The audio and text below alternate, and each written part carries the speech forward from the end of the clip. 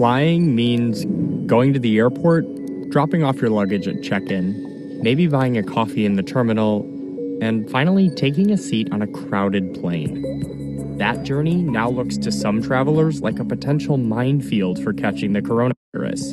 And that's one big reason so many people have stopped traveling. It's no secret that the travel industry has seen an incredible drop in demand. I think it's important for them to put measures into place that can help travelers feel more comfortable. The crowded spaces, shared surfaces, and necessary human interaction in airports and on airplanes all have the potential to spread the virus between travelers and ultimately between countries.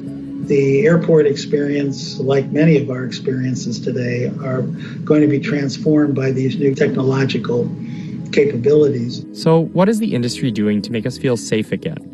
And how could that change the way we fly? Let's start at check-in. The use of face masks by everyone is going to be the most important measure we can take to minimize the risk of transmission while traveling. In India, passengers have to show they have a contact tracing app installed on their phones in order to enter the terminal. And at Delhi International Airport, luggage has to go through a UV sanitizing tunnel as well. Inside the airport, on top of disinfectant wipes and hand sanitizer, some companies have started making prototypes for self-service kiosks that are touch-free. This one from Millennium Automation allows travelers to make selections by moving their head. The evolution in that direction actually started significantly before the pandemic. The pandemic has added urgency to the greatest extent possible. If a touch is required, it's on your device, on your phone. For those with luggage to check, kiosks that allow flyers to tag and hand over bags themselves could become the norm. But for now, many still require you to pass luggage off to an agent, which means standing in line. But now with all the basic social distancing accessories. There are social distancing markers in all of the queue areas. There will be plexiglass shields at every station where an agent is available to assist a customer. Next comes security. This is where some airports are trying to not only prevent COVID-19 transmission, but identify passengers that may be carrying the virus. London's Heathrow Airport is running trials of temperature scans to look for travelers with a fever. That said, a fever is only a symptom, not a confirmation someone has or doesn't have the virus. And Lufthansa plans to offer coronavirus tests to flyers in Germany. The airline says travelers will get results in about 4 hours. 9/11 birthed the TSA. We anticipate there is going to be something to ensure the customer's safe transit through air travel. In the US, the TSA was already using facial recognition rather than manual ID checks to screen some travelers. But with a desire for more touchless tech, you might be seeing more biometric entry in the future. To some extent, facial technology may come into it for those who are comfortable with it. The TSA says biometric checks are quicker, but packed security lines still pose a transmission risk. One possible solution? Security appointments. Montreal's international airport has allowed travelers to book a time slot online for years, and a similar system could help other airports avoid crowding. Once through security, travelers face the potential of crowded restaurants and shops. At the Port Authority's airports, flyers can use their phones to order food and retail items directly to their gate, rather than risk lines and further interaction. It's important for airports' revenues to get this right. One industry group estimates that airports bring in about $7 per passenger from non-aviation revenue.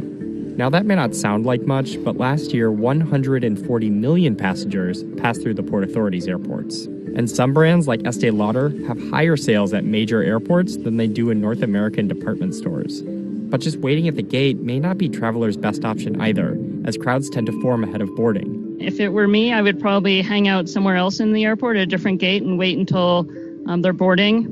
Delta is hoping to avoid the rush by boarding planes 10 flyers at a time. And they still have to be wearing those masks. If customers do not have a mask, we will have masks and we'll have sanitizer available for them throughout the journey. The plane itself presents one of the biggest challenges in avoiding the spread of the virus. For airlines, mitigation efforts start before travelers board.